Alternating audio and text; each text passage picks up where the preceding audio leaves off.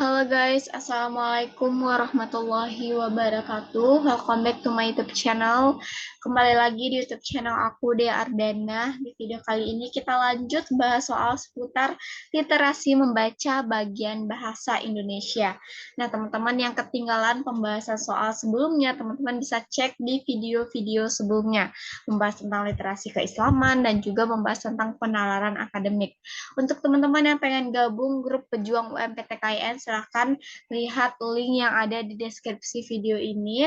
Kalau misalnya grup 1 penuh, silahkan teman-teman join di grup yang kedua. Dan teman-teman jangan lupa subscribe channel ini biar teman-teman tidak ketinggalan informasi seputar UMPTKIN dan pembahasan soal. Karena di sini kita akan fokus bahas-bahas soal UMPTKIN dan teman-teman jangan lupa follow Instagram Ambis PTKIN. Oke, langsung aja kita bahas soal nomor 1. Nah, soal nomor 1 tentang bahasa Indonesia ini adalah ditanya tentang makna kata, teman-teman.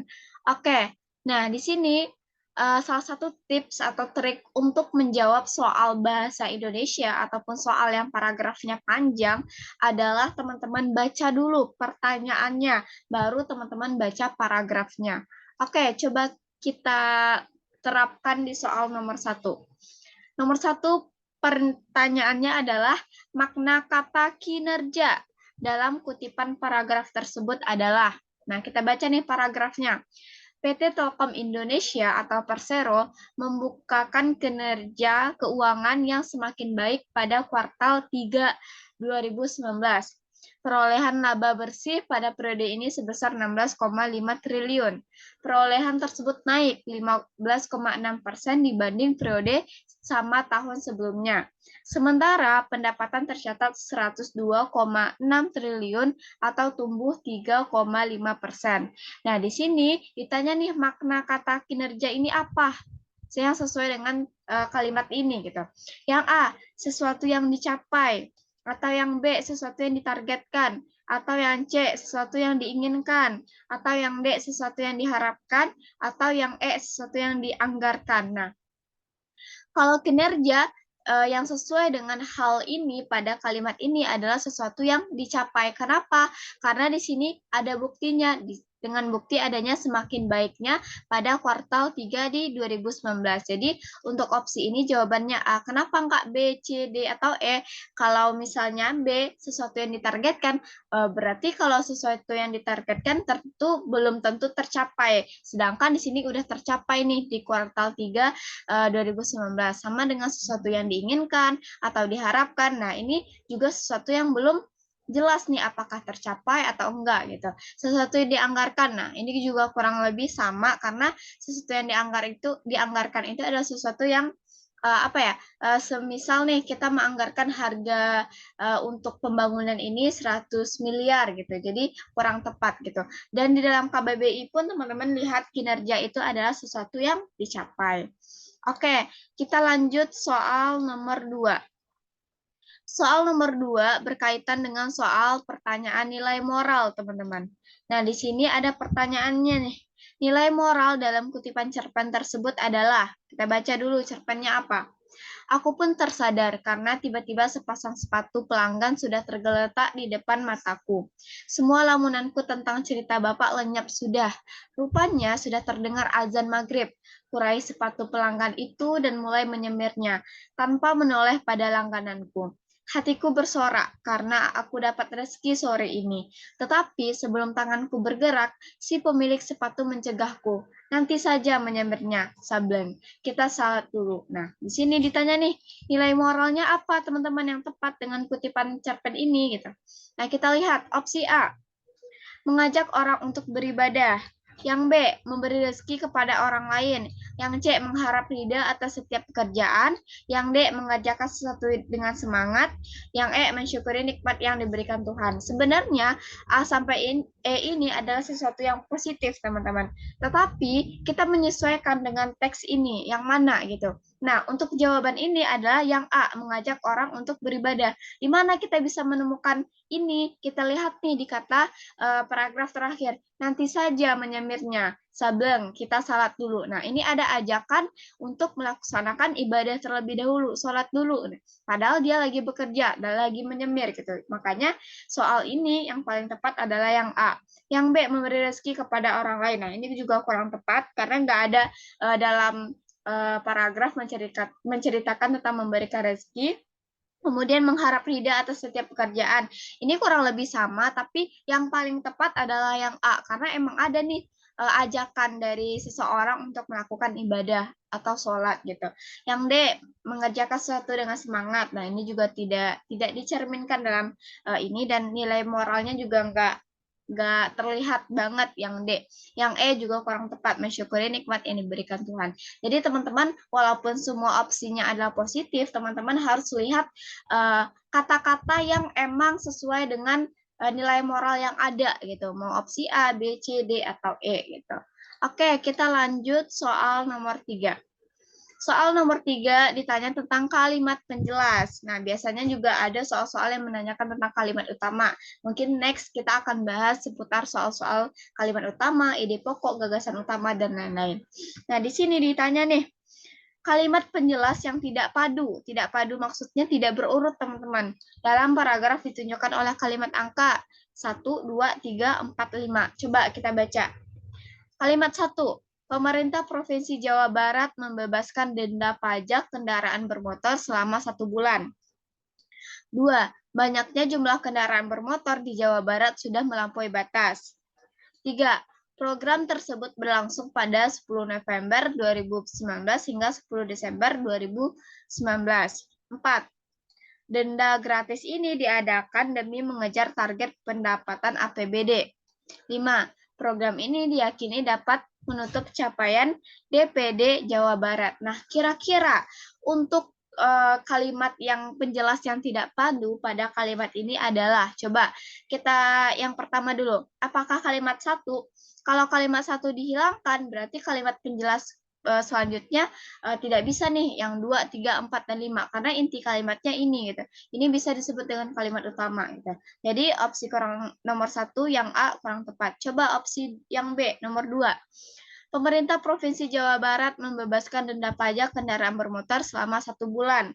Nah, banyaknya jumlah kendaraan bermotor di Jawa Barat sudah melampaui batas. Nah, ini kurang nyambung ya teman-teman. Yang 2 ini kenapa? Karena ini bahasanya tentang pajak kendaraan bermotor. Nah, tentang suatu program pajak kendaraan bermotor selama 1 bulan. Nah, dilanjut nih dengan kalimat 3. Program tersebut ini yang mana?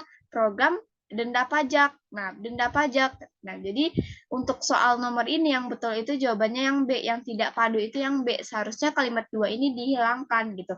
Biar kalimat penjelasnya padu gitu. Jadi soal ini jawabannya yang B. Oke, kita lanjut soal selanjutnya.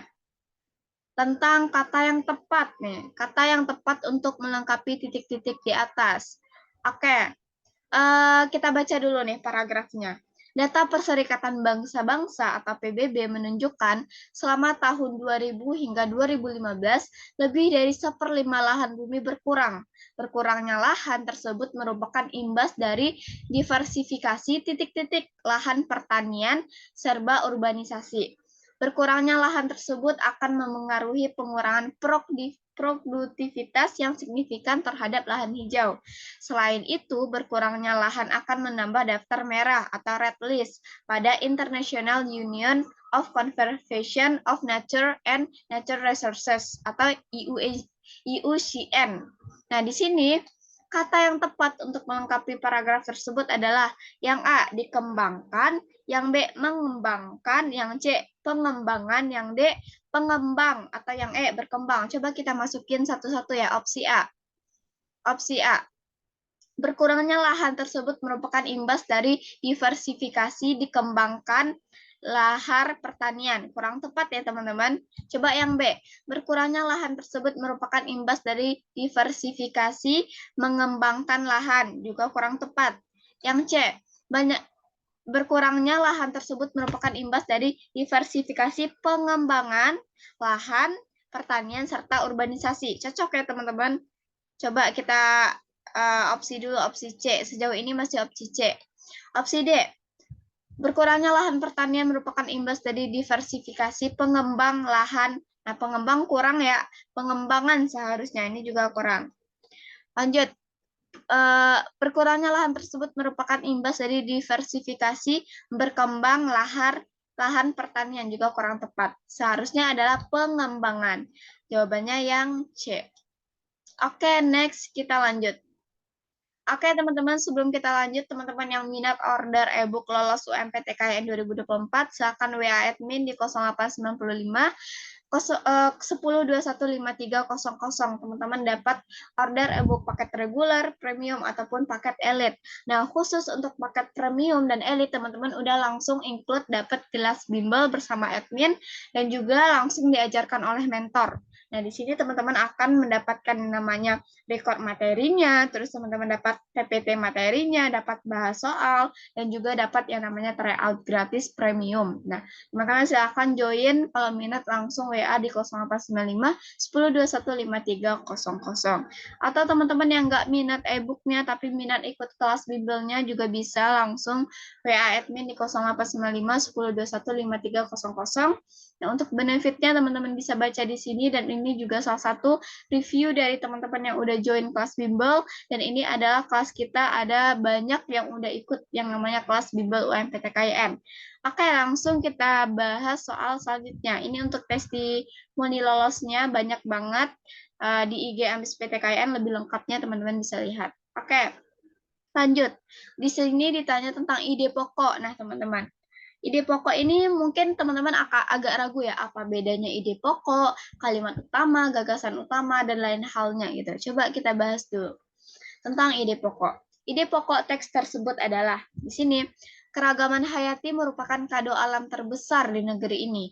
Akan tetapi, keragaman tersebut kerap dipandang sebelah mata. Beragam sumber pangan utama yang membentuk kekayaan budaya kuliner kita telah diseragamkan menjadi beras dan belakangan gandum. Penyeragaman pangan tersebut berdampak buruk bagi lingkungan, ekonomi, dan merongrong kesehatan tubuh kita. Nah, di sini ide pokok teks tersebut adalah yang A, keragaman hayati, yang B, penyeragaman pangan, yang C, sumber pangan utama, yang D, perubahan jenis pangan, yang E, kekayaan budaya kuliner. Nah, di sini teman-teman harus tahu dulu apa itu ide pokok gitu. Ide pokok itu adalah suatu tema atau kalimat yang menjelaskan keseluruhan dari teks tersebut gitu. Nah, untuk ini yang paling tepat adalah keragaman hayati. Kenapa? Karena yang dibahas di sini adalah keragaman hayati gitu. Keragaman hayati ini dibahas karena merupakan kado alam gitu dan dijadikan sumber pangan utama yang dijadikan untuk membuat kuliner dan lain halnya. Nah, untuk soal ini jawabannya adalah keragaman hayati. Oke, next kita bahas soal apa lagi, teman-teman silahkan komen, dan juga semoga bermanfaat video kali ini. Banyak aja latihan soal, dan teman-teman silahkan subscribe channel ini, karena insya Allah tiap hari akan ada yang namanya bahasan soal dari YouTube di Ardana. Dan silahkan follow Instagram Ambis PTKN untuk ikut yang namanya tryout gratis, untuk teman-teman bisa menguji kemampuan sejauh mana pemahaman teman-teman tentang materi UMPTKN 2024. Dan aku sangat menyarankan teman-teman untuk ikut kelas bimbel karena sangat bermanfaat dan akan banyak pengembangan diri dari teman-teman untuk bisa jawab-jawab soal seputar UMPTKN. Oke, sekian dari aku. Assalamualaikum warahmatullahi wabarakatuh.